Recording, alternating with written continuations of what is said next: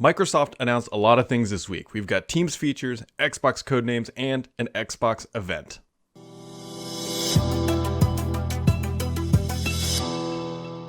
Welcome back, everybody. It is a Friday, and for the first time in a long time, many people are actually watching this live. If you're not subscribed on the YouTube channel, then you wouldn't get the notification, but if you did, you might be hanging out with me live this week. I don't do it every week.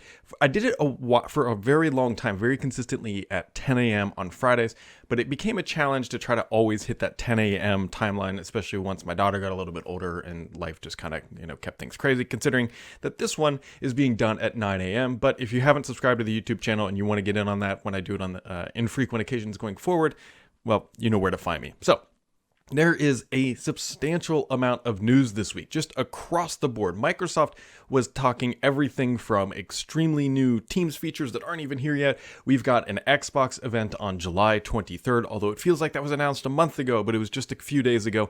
And we're going to dive into all of it. We've got some Codenames on the Xbox side. We've got some features on the Teams side, so let's roll with that. Microsoft announced this week in a very similar fashion to what OneDrive has done. They've laid out basically a roadmap of features that are going to be coming. So one of the things that has become popular with the chat communication apps like Zoom and now Teams as well is that you can change the background. But Microsoft is taking that a step further, and they're actually going to allow you to place people into different scenarios. And when I first saw this, I thought this was kind of a gimmick because it shows people like at a coffee shop or something else like that. But there was one scenario, actually a couple, that make a lot of sense. One being for teachers. They showed a classroom setup where a teacher is looking at a classroom and all of the students are actually placed into desks.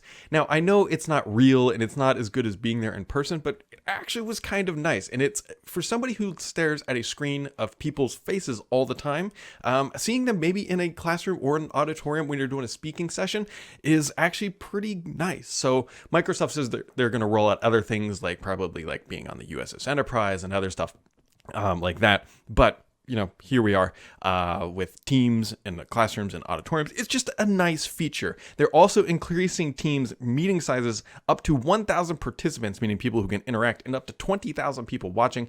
That's just, to sort of an update. 7x7 grids, which is the 49-person view, is also coming very soon. Predictive replies, which is something they have on Outlook and other features, that is also arriving in the near future. But big for me on a personal level is NDI support. NDI support allows you to basically rip the video out of the stream. And Skype has this, and for people who do podcasting like myself, you can use NDI to get higher quality inbound video and audio streams and be able to play with them. This is also going to be huge for like broadcasting companies that want to use Teams as their backend. So there you go. On this side of the Surface Duo, first off, Frank Shaw, the global communications lead for Microsoft, was tweeting out a bunch of pictures last night, just trying. He was baking some bread, but he had some very clearly placed Surface Duo in a case and with the little pen, and so yeah, whatever. Surface Duo news. Microsoft, it was said that Microsoft acquired a company called Movial, but they didn't really acquire it. It sounded more like an acquire hire, where they took all the people who were doing some outsourced work for Microsoft and they just brought them in-house. I can guarantee some money was exchanged of hands because Microsoft is effectively poaching an entire portion of a company to bring them in-house to do more intimate Android operations or work on the Surface Duo. Now, this is interesting from a couple reasons. The first one is that, well, why were they outsourcing Android's work? Not all that surprising, but considering they already made a launcher, maybe they already had enough people to do it.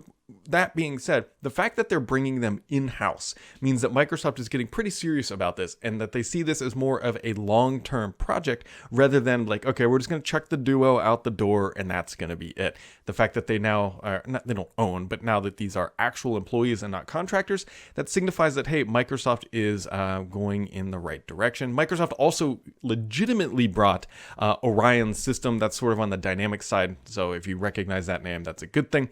And then Microsoft's Chief Development Officer, Peggy Johnson, is leaving, our Chief Business Development Officer, I believe, or former, I should say, is leaving the fold. She is leaving Microsoft and is going to Magic Leap. Now, this is an interesting one because there are going to be rumors flying everywhere because a similar scenario happened when Stephen Eloff left Microsoft and went to Nokia, and then Nokia got bought, parts of it got bought back. And we all know that story. Now, Peggy Johnson is going to a competitor of HoloLens over to Magic Leap, And, well, hey, what is Microsoft going to do? Are they trying to, well, let's just be honest. Magic Leap is not in a good position. Magic Leap is trying to get somebody in there as a CEO who can help do enterprise level relationship building and sell a product. And that is where Peggy is good. And it makes sense. I don't think this is a bad move for her personally. It's a risk, right? Life is built on risk. And, if you don't, no risk, no reward. And she's been at Microsoft and she was at Qualcomm before, and she's a natural fit. So I wish her the best of luck. I've talked to her a couple times over the years, but not like a really great relationship. But, good for her. And we'll see what happens with Magic Leap. Well, I know a lot of people want Magic Leap to fail just because of how much money it's raised. I do think the market, again, is better off with Magic Leap being at least somewhat of a success, because that pushes Microsoft's HoloLens forward at a faster rate. So just keep that in mind. If you've been wondering why your Edge hasn't been updated as fast as it had been, Microsoft announced that they are pausing Edge development for 2 weeks because the Chromium engine team over at Google was delayed a bit because of what is going on in the world. And now Edge team is just pausing development to realign with what they are doing. And if you've also tried to open your iOS apps today, including like Spotify and many others, and they are crashing, it's not you. It's actually the SDK from Facebook is striking once again and knocking these apps offline. One more reason why I really just don't like Facebook. I log into, I think Facebook once a year is my usual cadence for logging into Facebook. And so there you go. Yeah. So anyways, that is what's going on in sort of the general world. Just know that your iOS apps are not going whatever. On to the gaming side of the news, where there has been a lot. Kicking things off, Sony has dropped about $250 million into Epic. Now, Epic, you probably recognize that, but they are the creators of Fortnite. They're valued now around $18 billion, and that netted Sony a 1.4% stake in the company. So the question becomes, why did Sony do this? Why did they give Epic, who doesn't really need money, $250 million?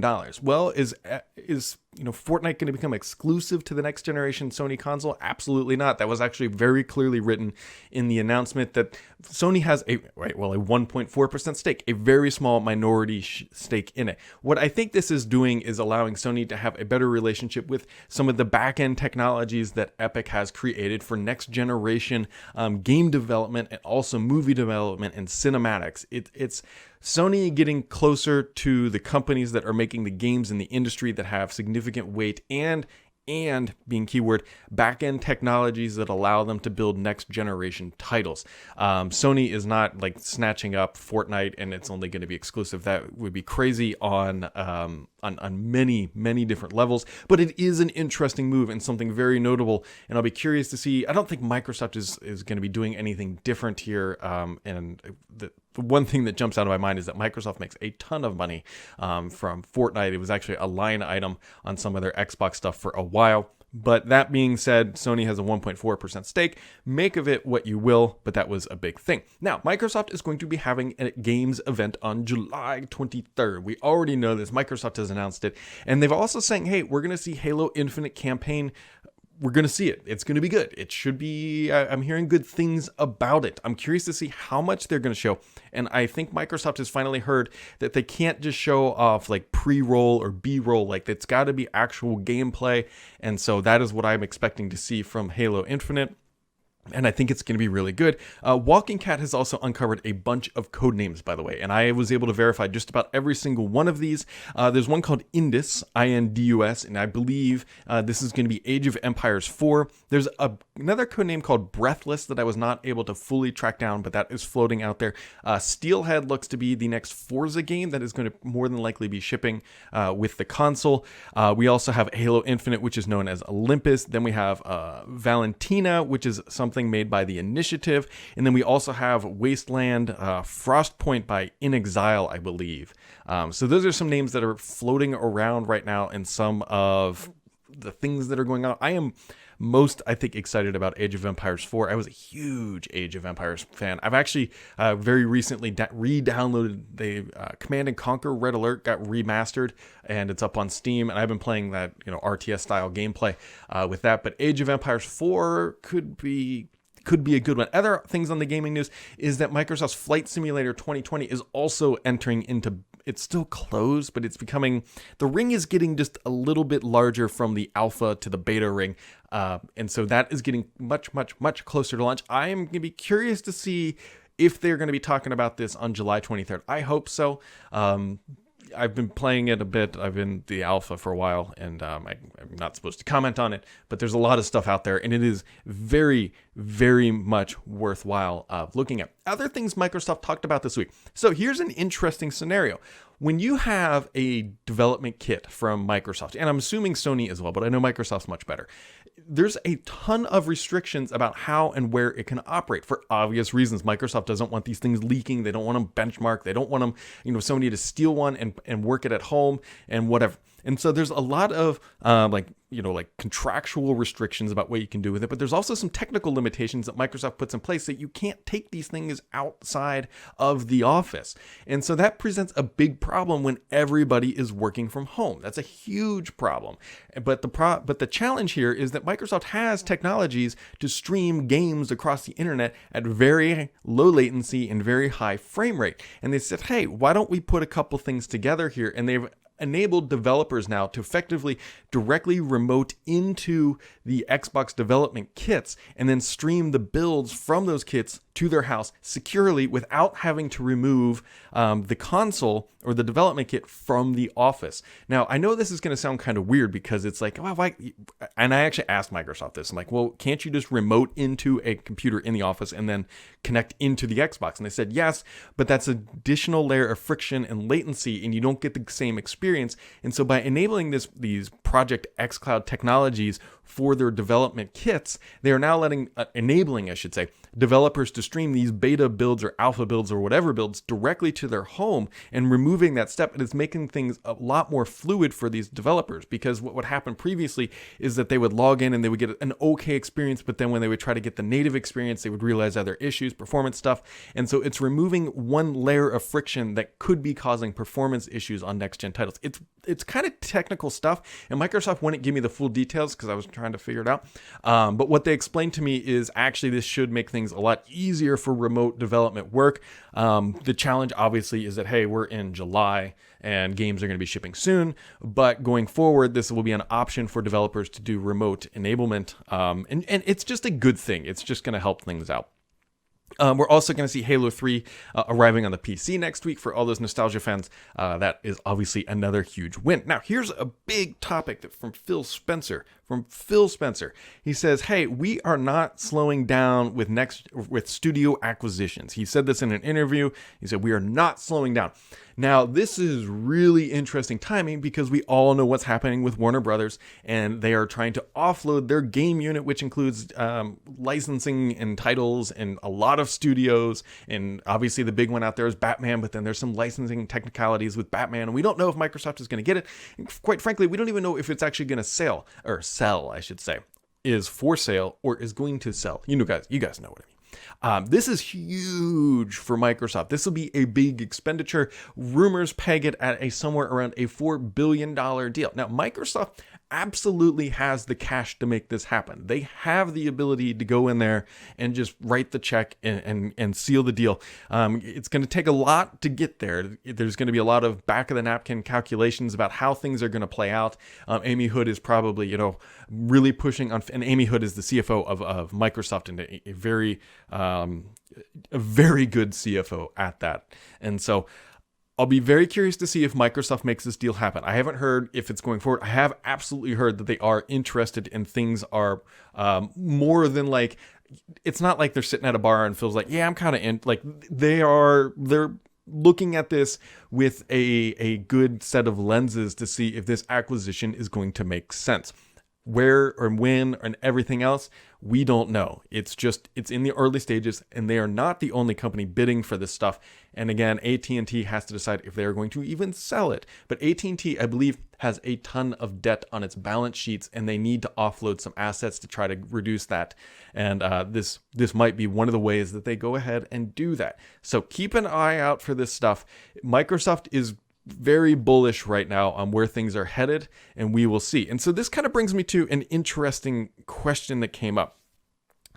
Game Pass. Game Pass has been a phenomenal sort of market motivating value for the company. We've heard time and time again, it came out last week about how developers who or indie titles or other game developers who put their titles into Game Pass are seeing significant sales on the back side of it. That is huge for Microsoft. I mean, one developer said they were seeing like 5x their normal sales after they exited Game Pass, or even during their time in Game Pass, and then quickly after. That is huge for developers. It's another massive marketing push. It's a win for Game Pass. The reason why this is so interesting right now is that there's talk about how next-gen titles are going to be $10 more. We've probably all seen those headlines by now, going from $59.99 to $69.99 plus all your microtransactions, plus your deals, whatever, all that stuff.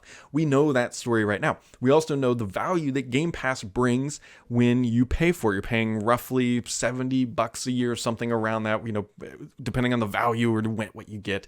It's roughly 1.5 games at the time when they launched it, and then you get access to all the games, over 100 games for a year. We know that narrative. Here's an interesting thought going forward.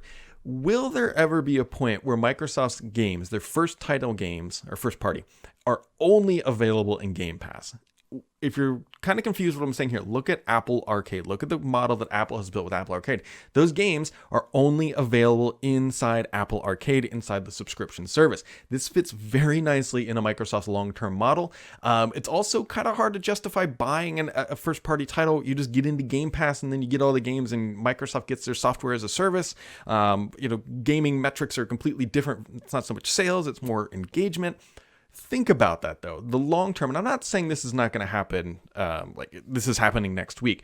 But I think long term, Microsoft's first party titles will only be available in Game Pass. I realistically think that it fits into everything Microsoft has done on their business side with their software for the most part. It's software as a service. Being able to buy that software outside the software as a service hurts the software as a service model that Microsoft loves. And so just keep in mind, see if you see any tea leaves of that happening, because it would not surprise me. It would not surprise me. Now, I know I'm not including the cost of Xbox Live and all that, but you've got to basically go out and buy Xbox Game Pass Ultimate or whatever, Xbox Live Ultimate, whatever they call it these days, where you get the Live and the Game Pass. So you're looking roughly $110 a year, which is less than 2 games, especially at $70 a pop. So it's $140 for 2 games, keep in mind. So to make that software as a service model more lucrative, you have to get more exclusive first party titles in there where you can't buy them outside. It's a risky kind of move, but Microsoft did this with Office 365 back in early 2012, somewhere around there, and they've made that transition. And now Microsoft is looking to make that same transition again with the Netflix of games, is what they want Game Pass to be. It's going to be very interesting to watch. I'm not saying it's happening soon, but I do believe that is the long-term plans here for Game Pass. So we are going to dive into the questions of the week as we plow on through here. Now you guys get to watch me live, terribly pronounced names. So I always post these up all day, or post these up about the day before on Thrat.com. You can just follow me on Twitter at BDSams. I always tweet out that link, and you can just go drop questions there. It's too hard to keep eyes on other places when things are going on. But Gotham says, with all the Surface Duo photos around on the internet from top Microsoft people, I think he's referring to Frank, I'm starting to think that the Surface Duo design is actually different than what they are actually showing in these pictures, like better design with less bezel. Is there any possibility for this? I have not heard that. One of the reasons why the pictures that Frank showed off yesterday that might look a little bit different than what we had seen previously, as I'm pretty sure that Frank had a case on his. He definitely had a case on it. It looked like a clear white silicone case, so you're not always dropping it on that magnesium or whatever the material they're using on the outside. I don't think the design has changed. I don't think the internal specs have changed either. At least I have not heard that they have. It's going to be interesting to see what happens with Duo, because Duo, look at Surface Duo, and for those who aren't super familiar with it, it's basically a foldable phone, but it's not a foldable display. There's a hinge in the middle. What's interesting about this is Microsoft is launching this in a similar way that they launched the proper or the bigger Surface brand, right? They launched with a Surface Pro, which was sort of, wasn't really a laptop, and it wasn't really a tablet, it was somewhere in between. And the Duo isn't really like a phone, if you will. It is a phone, but it's not really a tablet. And so they're trying to see if this market will sustain something that's sort of like a Surface Pro in, theory inside the mobile space. And I think if they see like any sort of hint of potential, I think they will chase it down. Because look at this from Microsoft's vantage point. If they could even get 3% of the mobile market, that would be an astronomical amount of revenue for the company and significant growth. Now, they're not going to come out. The thing that challenges me with the Duo is that it's not going to have a great camera. We don't know what the battery life is, and it's going to be expensive. I think it's going to be sort of a testing the market to see if something like that exists.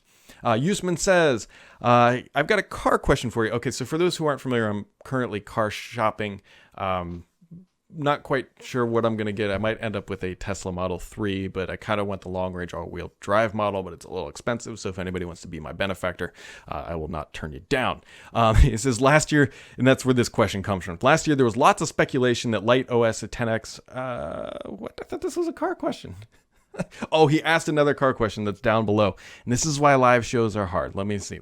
Okay, so here's his car question. Since you have a garage and work from home, have you looked into the vehicle to grid home? It's basically using your car like a power wall, charging at off peak, and then using electricity to power your home during the day, which is ideal since you don't drive on a regular basis.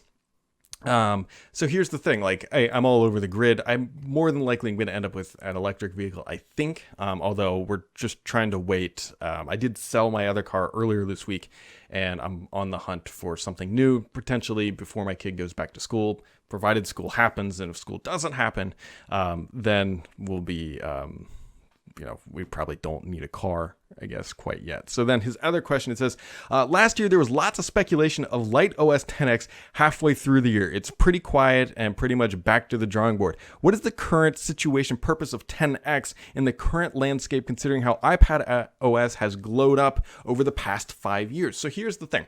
So Windows 10X is the OS that was expected to run on the Surface Neo. Now, Neo is a bigger version of Duo, but Duo runs Android and Neo, which is much bigger, runs Windows 10X. Now, earlier this year, Microsoft said, hey, we're kind of refocusing Windows 10X not to be on dual screen devices. We're going to focus on single screen first, meaning that Surface Neo is not going to launch in 2020 as they had initially stated. Now, this comes on the heels of Panos Panay taking over the development or sort of the end user experience on Windows 10.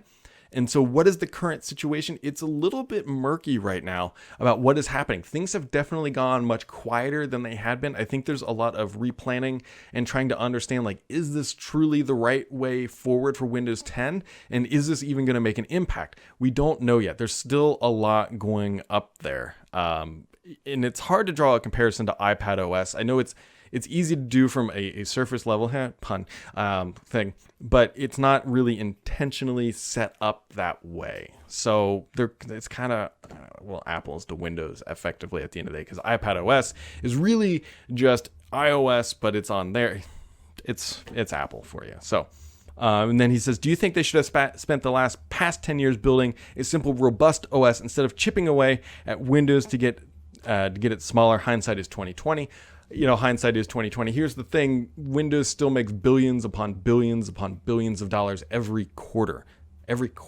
So while they need to get some wins from like a modern Light OS experience, just from a marketing and feel-good perspective and longevity, the reality is that Microsoft is making billions of dollars every quarter with its old Windows. So Geek Live says, how feasible would it be to create an Edge OS system with curated Android apps and PWAs in the Windows Store? I don't think it'd be too hard. The problem is that Chrome OS is a big different beast than actual Chrome, the browser. So Microsoft could do it. And they maybe are secretly working on it. Maybe that is one of the reasons why. I haven't heard anything specifically related to that yet. But if Microsoft is willing to already rebuild Edge on Chromium, there's no reason why they couldn't do this as well. So that's a good question. Red Star says, when is the Surface Duo coming out? We don't know. It's ready to go. That is about the best that I can tell you. I believe they hit a big milestone around early June to get this thing out the door, and so there it is. One thing that has been annoying me to end lately is that Microsoft has been announcing products for Teams, Office, Azure, and they don't arrive. Why is this? So Microsoft has done this twice this month, actually. OneDrive did it earlier, where they announced a whole bunch of features coming. And they said, yeah, they're coming in the next couple weeks. Now, Office announced a whole bunch of different features as well, Office, or specifically Teams, and they have a much longer timeline. Yeah, it is frustrating. I wish they would announce these things when they're ready. A lot of it has to relate to that when they're going to roll these features out, especially at the enterprise level, they need a long lead time to let their customers get ready and block these features if they want to, or at least test them. And so while these features may not hit general availability for a while, they typically hit the technical access program, or TAP as they call it, much earlier. So these things are probably starting to roll out there, and then they just don't want them to leak because people like me would absolutely do that. And so, yeah. Sydney 2K says, earlier this week, news came out that Microsoft were interested in purchasing the entire Warner Brothers game studios. AT&T, the parent company, has priced it at about 4 billion dineros. Given the discussion you made earlier about pricing the next-gen consoles, and with the purchase of 15 studios, that the time that the payoff of the investment will be soon, what are your personal thoughts on whether or not Microsoft should enter the bidding war for the game studios? We talked about this earlier in the podcast. This is a great question.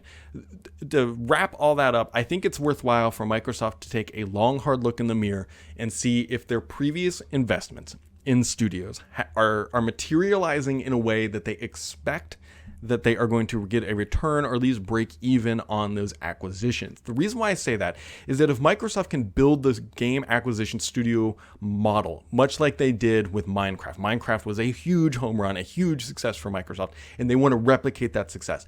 If they are seeing that their current acquisitions that are in the process of building games are following the same path as Minecraft, or they believe they even might get close to that, then that means they understand the right way to buy game studios. If they understand that model and they look at the WB assets and say, look, we can do the same thing we're doing with our other studios with those, and we know the path to monetization, and we know the process and the investments it's going to take to get to return on our investment, then that makes a lot of sense. If Microsoft is looking at their past 15 studios and they're saying, look, this stuff is like all floundering around, it's not making sense, we're not making good headway, then it probably doesn't make sense from a dollars out the door perspective. But I suspect that Microsoft has really tightened up the process for acquisition of game studios, and as long as they understand the business model end to end and how this is going to work and the expectations for it, it's not my money. I say go for it. So I say we go for it. We being me and Phil, because Phil and I are buddies. That's why. NT Guy says, 2 questions. Microsoft hasn't released any updates for Windows 10X or Windows, I don't have my Windows 10 on ARM device right here, in the future, but why has Microsoft cornered themselves with Qualcomm to make their ARM chips? So the reason why they picked Qualcomm is that you got to understand that not all ARM chips are the same. It's not like x86 where you can go buy a chip from Intel or a chip from AMD and the OS that runs on them are just swappable. When you build an ARM based device, it's like, that's it. Like, that you have to pick one. Like, you can't take out the Qualcomm chip and drop in one from NVIDIA and it just works. Like, it's really custom tailored to that specific chip. That is one of the primary differences. Somebody's going to yell at me for that. One of the primary differences between x86 and ARM is that ARM is all customized. You license the basic outline framework and then you build your own stuff. And so it's not so much that they've cornered themselves with Qualcomm. I think Qualcomm was just the best potential option because Qualcomm has a very proven track record to be able to turn out higher performant ARM-based chips at a very regular cadence. Not that NVIDIA and some of the others don't, but Qualcomm has the known name in the mobile space. And so it's not that they're not going to work with other people, but I think they need to actually justify the existence of this stuff. And so why haven't we seen any major updates? Well, they're all incremental. The only update that really matters, in my opinion, at this point, is getting 64-bit apps to run on Windows on ARM. Right now, it's all 32-bit, and you can't run those higher-end applications, which is what's somewhat of an issue. Now, I know they're working on it. We don't know when it's going to arrive, but that is the next big update that you should be looking for Windows on ARM. His next question is Project xCloud. Do you know if next-gen consoles would be leveraging xCloud from day one gameplay instead of long download times? I believe so. I believe that's pretty much the plan. Whether or not xCloud is ready when the Series X launches is another question, but the intent has always been to get you into games, because one of the things that they wanted to do is that when you go and browse the games, or the game store inside your Xbox, we all know the experience. Like you click on the game, you see a video, and it's like, okay, I'll play this, and then you got to whatever. What they're intending to do, at least for Game Pass titles, is that you can just go click on one and then you just start playing right away. And if you want to wait for the whole game to download, you absolutely can, but then you can just be streaming that locally, or streaming it from the cloud to your device while it's downloading in the background. Or, as Microsoft refers to it as snackable content, you can just kind of jump into a game, give it a try, and if you like it, then you just go download it and wait for it to all in the back end, and then you get your 4K 60 frames per second HDR experiences that xCloud may not be able to provide right away. So be on the lookout for that. Rubber Duck says, "Hi Brad, love the show. I love you, Rubber Duck. Could you elaborate? According to many people, aka Apple, the future of computing is on ARM. How do they see these underperforming chips running high-end computers? How could an i9 ever be replaced by an ARM chip?" So there, you got to understand that the ARM chips that Apple are making are not underpowered. They are actually pretty darn good. There's been some leaked benchmarks out there, and no surprise, they're competing with Intel stuff. Now, I believe that Intel's like super high-end, massive core chips, the 18 cores, 32 thread style chips from AMD and Intel, are not competing with the ARM chips yet. Apple has done a wonderful job of optimizing. Effectively, they license the ARM architecture and then they customize the hell out of it, and then they build the chip themselves and they optimize the OS. That is the major benefit that Apple has, is that they control the OS and the chip now, and so they can make things even better because it's extremely tailored to their specific scenarios, which is a big difference than over, say, like an Intel, where you might find a gaming chip or something overclocked or something underclocked. Apple knows the specs of the OS, they know the specs of what their device is going to be in, and it's going to really help them. For the time being, keep in mind that Intel chips and AMD will probably outperform ARM chips from Apple for a while. Now, those are edge case scenarios, and I'm talking the edge of upper performance, and most people aren't going to need that. It's rumored that they are going to be launching MacBook Pros with it, meaning that they're pretty dang confident in what is coming down the pipeline, that it's going to be comparable to what Intel offers. So they're not underpowered. I think there's this mindset that ARM chips are underpowered because we primarily saw them in phones and low-end tablets for a while, and it's just sort of a legacy thing, but ARM chips can be incredibly powerful these days. So just kind of keep that in mind.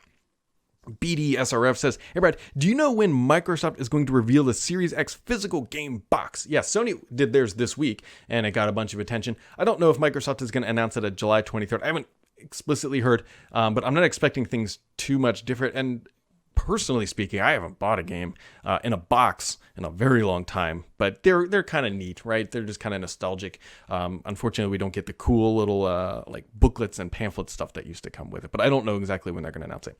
Simon says, "You recently mentioned you were reading a book about the history of Instagram." I am. It's called No Filter by Sarah, I can't remember, Fryer might be her last name. She's a Bloomberg writer. What would be your top 5 books about IT, Microsoft, excluding your own book? Well, of course, I would include my own book that I wrote. I don't have a ton because there's so many different ways to slice and dice. No Filter is pretty darn good about the birth of Instagram. It's a little quick in through the acquisition process. Like that's in like the first 50 pages, and it's a couple 100-page book.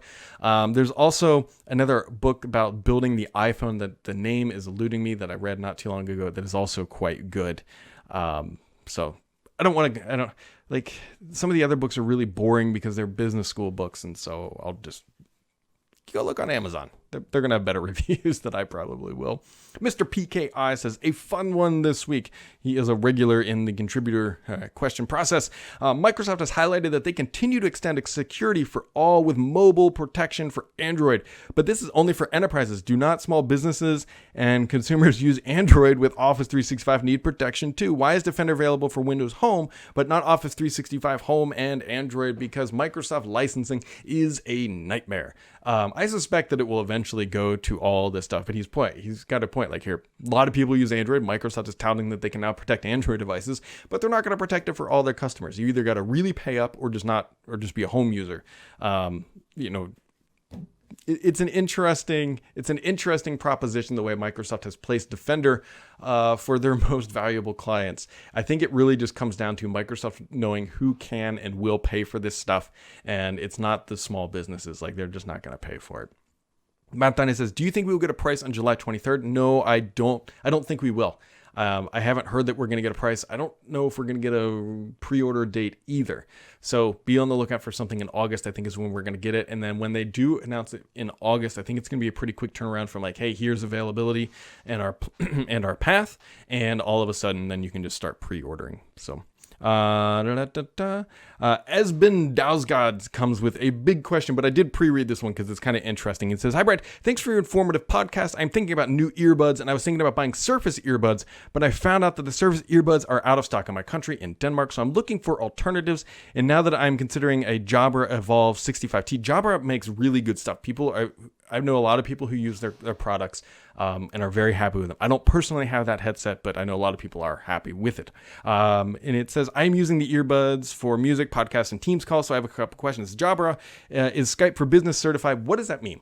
So when a headset is certified by Microsoft, there's a lot of components that go into it, but the first one is that it has to have certain buttons, like quite literally like mute buttons and different functionality from a physical hardware perspective. The other major item is that when used in a room with other devices of that same type or other types that are Teams or Business certified, that they don't interfere with each other. That is kind of the big thing, because people use these in call centers and there's going to be hundreds of them and they all got to be certified. And this is, does Skype for Business certification also mean Teams certification? No, but yes. It's a very, very, very similar process from my understanding. So no, but it's kind of, yeah. And it says Jabra connects via Bluetooth, but it also has a small USB dongle for connection. Are there any benefits to the dongle compared to the built-in Bluetooth on the PC?